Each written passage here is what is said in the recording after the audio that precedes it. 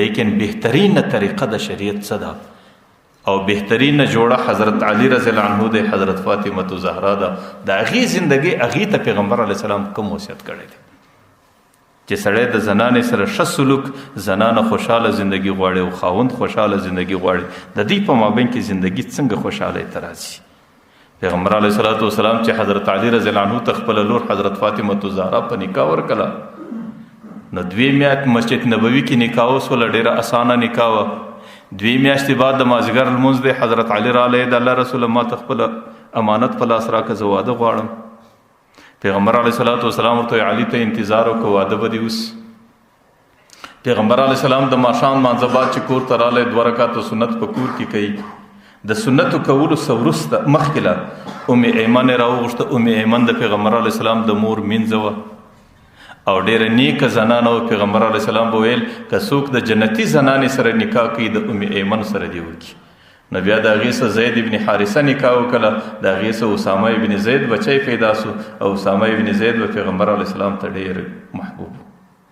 پیغمبر علیه السلام چې د هغې په پزه په ماشوموالي کې بچی راغلی، پیغمبر ور ولاړ شو، په خپله کپړه به یې ورڅخه کوي.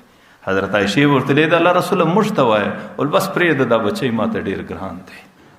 حضرت عایشه وایي یو ګشت حال راغلی چې قافله راغله، اسامه د سفره سره راغلی. پیغمبر علیه السلام لڅ سر لڅې پښې په میدان ور ووتې په منډه چې د هغې د اسامه ابن زید سره دومره محبت. به هر حال پیغمبر علیه السلام چې د ماښام د لمانځه څه بعد کور ته راغلی، سنت یې لا نه دي کړي، د دې بعد د سنت لمونځ کوي. د سنتو څه مخکې ام ایمن ته غږ ور وکړي، ورته ام ایمن فاطمه تیاره که او در لاس یې ونیسه، د حضرت علی کور ته وروله او په دروازه کې د هغې لاس د هغې په لاس کې ورکړه، ورته خپل امانت سنبال که او ورته وایه چې لږ انتظار وکړئ، زه د ماخستن د لمانځه بعد یو ګشت درځم، څو خبرې درته کوم. حضرت فاطمه وایي زه د عامو زنانو بچانو غوندې په کور کې ګرځم چې دا اواز مې په خوله کې ولیدی په غوږو کې ولیدی، حیران نه شوم.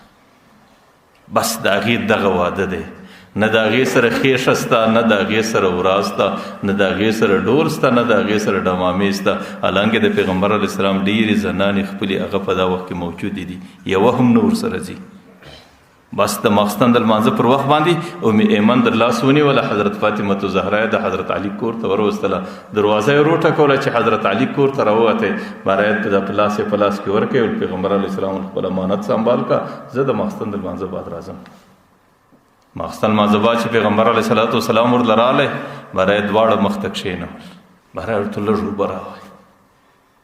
پیغمبر علیه السلام اوبه وردم کړي، حضرت فاطمه زهرا ته ولته ولاړه سه، چې ولاړه سه دا اوبه یې داسې لږ پر وپرخلې، ولته شا راوګرځو، بیا پر دې ملا باندې لږ اوبه ور وپرخلې. حضرت علی رضی الله عنه ته ولته ولاړ سه، هغې چې ولاړ سو، باره یې دا اوبه داسې پر وپرخلې چې د کوم چا پر بدنو باندې د پیغمبر علیه السلام اوبه پرخل سوي، د هغې بچي به خود د جنت سرداران دي. د هغې څه بچي حسن او حسین پیدا سو چې هغې پیغمبر علیه السلام دا د جنت سرداران. پیغمبر علیه السلام د هغې څه وروسته ورته وایي، ورته ستاسو د زندګۍ د مبارک ستاسو زندګي روانه سوه، ورته صرف تقسیم کار سره وکړئ، بیا به مې زندګي په ډېره خوشحالي کې شي. حضرت علی ته وایي د باندې خدمت پر تا باندې دی. حضرت فاطمه به د یو کار د خدمت دپاره دې ته نه مجبوره کوي چې دا د کوره ووځي. حضرت فاطمه زهرا ته وایي دا ستا خاوند دی، د دې خدمت د ځان نیکبختي او سعادت وبوله او د دننه خدمت پر تا باندې دی.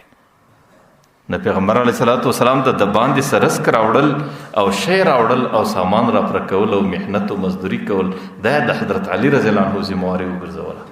د ننه په کور کې چې کوم خدمت دی هغې د حضرت فاطمه زهرا وظیفه وګرځوله، ورته یې دواړه په دغه خدمتو کې زندګي سره تېره کوي، بیا به مې زندګي په ډېره خوشحالي او په ډېر اطمینان کې پای ته ورسېږي. نو زه دا وایم چې در اوسه کومې خبرې موږ کولې دا خو د شریعت حقوق دي، هغه دغسې دي.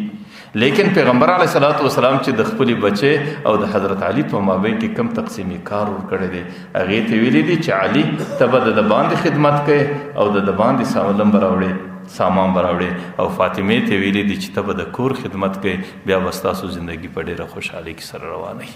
الله تعالی دې زموږ زندگی د پیغمبر علیه الصلاۃ والسلام پر طریقه برابره کړي. الله تعالی دې دا څو خبرې قبول کړي.